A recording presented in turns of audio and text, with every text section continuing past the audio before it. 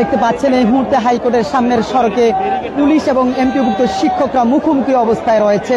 যদি একটু জানিয়ে রাখি, কিছুক্ষণ আগে তারা শিক্ষকরা মূলত কেন্দ্রীয় শহীদ মিনার থেকে সচিবালয়ের উদ্দেশ্যে একটি বিশাল বড় মিছিল নিয়ে আসেন এবং মিছিলটিকে দেখে পূর্ব থেকেই পুলিশের পক্ষ থেকে হাইকোর্টের সামনের এই দুই সড়কে ব্যারিকেড দিয়ে আটকিয়ে দেন এবং শিক্ষকরা মিছিল নিয়ে এখানে আসেন এবং ব্যারিকেডের সামনে দাঁড়িয়ে তারা তাদের যেই চিকিৎসা ভাতা এবং বাড়ি ভাড়া ভাতা বৃদ্ধির দাবিতে আন্দোলন করছেন, তারা কিন্তু সেই দাবি বাস্তবায়নের লক্ষ্যে এই মুহূর্তে স্লোগান দিচ্ছেন। সেই চিত্রই সরাসরি দেখানোর চেষ্টা করছি আপনাদেরকে এই মুহূর্তে হাইকোর্টের সামনে থেকে। দেখতে পাচ্ছেন শিক্ষকদের স্লোগানে এই মুহূর্তে উত্তাল অবস্থা বিরাজ করছে হাইকোর্টের সামনের সড়কে। দেখতে পাচ্ছেন পুলিশের ব্যারিকেডের সামনে দাঁড়িয়ে শিক্ষকরা বাসা ভাড়া ভাতা বৃদ্ধি এবং চিকিৎসা ভাতা বৃদ্ধির দাবিতে এই মুহূর্তে তারা কিন্তু স্লোগান তুলছেন। যদি একটু জানিয়ে রাখি যে আজ দুপুর 12টায় মূলত সচিবালয়ের উদ্দেশ্যে তারা লং মার্চ করার কথা ছিল। তারা এর আগে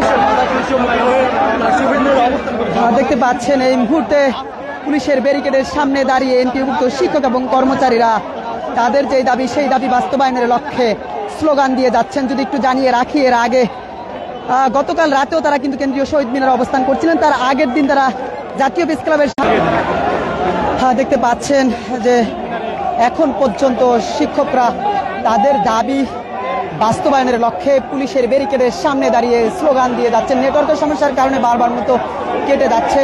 আমরা আপনাদেরকে সরাসরি দেখানোর চেষ্টা করছি হাইকোর্টের সামনের সড়ক থেকে।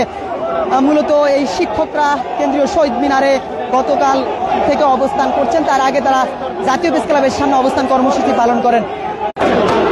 শিক্ষকরা মূলত দাবি করছেন যে বাসা ভাড়া ভাতা যেটি রয়েছে সেটি 20% করতে হবে এবং চিকিৎসা ভাতা 1500 টাকা করতে হবে। মূলত তিনটি দাবিতে তারা এই সচিবালয় অভিমুখে যে লং মার্চ কর্মসূচি সেটি কিন্তু পালন করছেন এবং তারা সেই সচিবালয়ের উদ্দেশ্যে মূলত কেন্দ্রীয় শহীদ মিনার থেকে মিছিলটি নিয়ে আসেন। তবে